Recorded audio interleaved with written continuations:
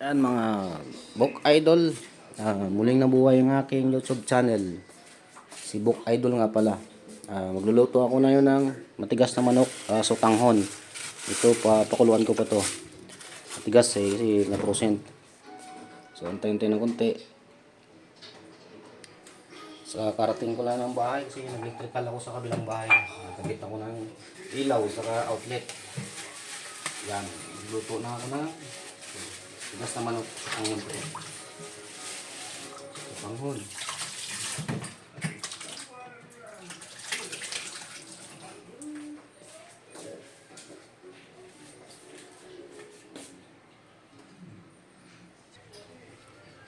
Dahil matigas, lagay ko na to kasi pakuluan naman siya. Yan. I-pressure cooker ko naman siya. Tapos lagyan ko ng luya sa katanglad para tanggal ang sa. Yung mga 30 minutes o 40 minutes, malambot dito siya. Ayan.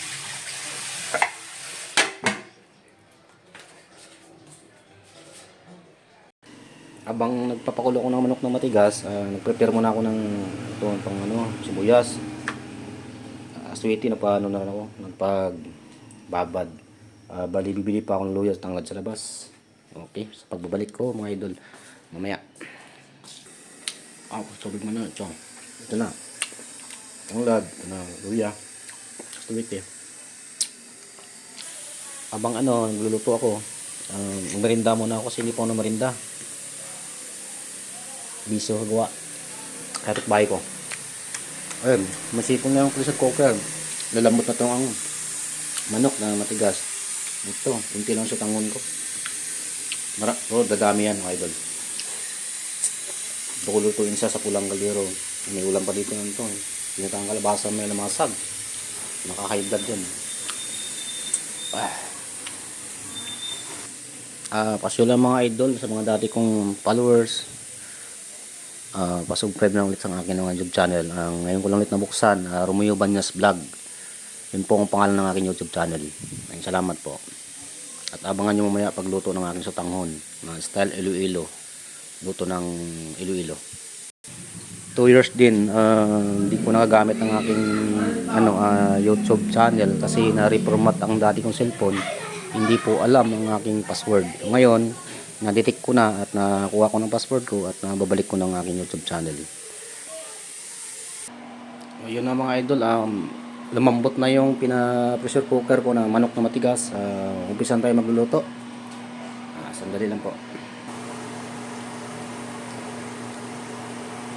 Oops, tapon na dito.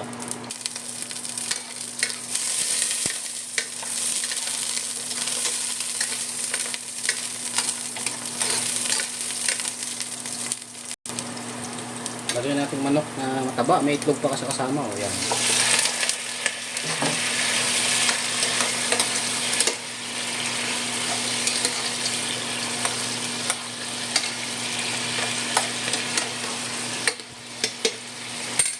Lagyan din muna ito para medyo sumakit.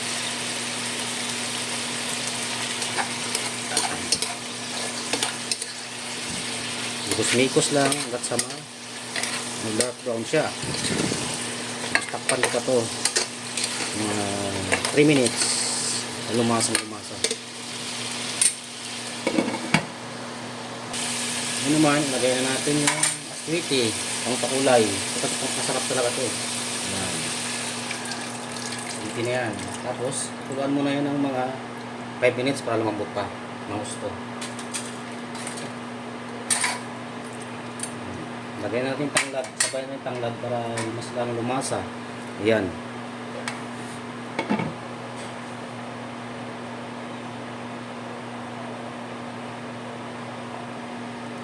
So, mga bango na niya mga idol. Bango na siya. Pag ilagay ko ng tubig na 4 na baso, para isang puluhan na lang. Ayan. Ayan. Okay na yan. Marami na yan.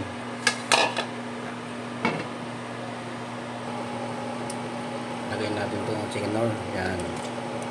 Siyempre, sabay natin yung siling haba.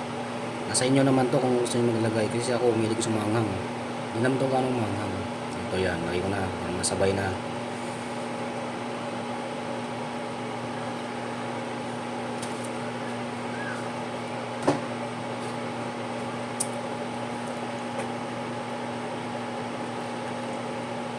ilang saglit na lang, mga 2 minutes, luto na to, ready to eat na yan. Huwag natin muna kalimutan ng suka, kahit kalating takip lang nito. Kasi, ang purpose ito, iwas panis.